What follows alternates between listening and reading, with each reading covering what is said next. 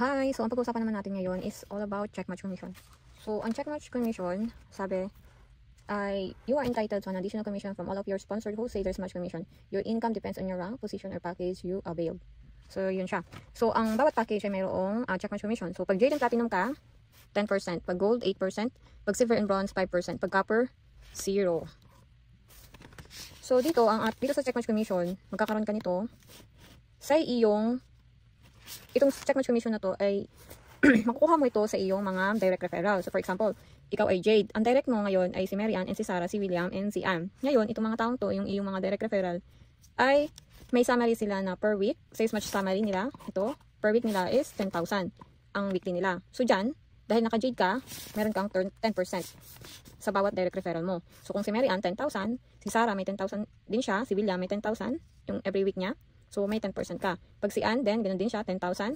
So, every na direct referral mo, na nag 10,000, so each nyan, so 1,000 ka dyan, meron ka. So, ang 10% ng 10,000 is 1,000 each.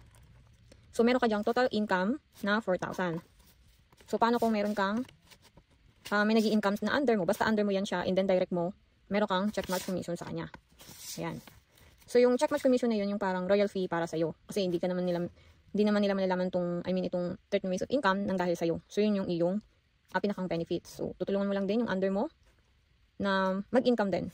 Ayan. So, paano kung ang bawat isa ay 100,000 ang kanilang per week? So, ang 10% ng 100,000, meron ka dyang 10,000 each. So, 10,000 mo times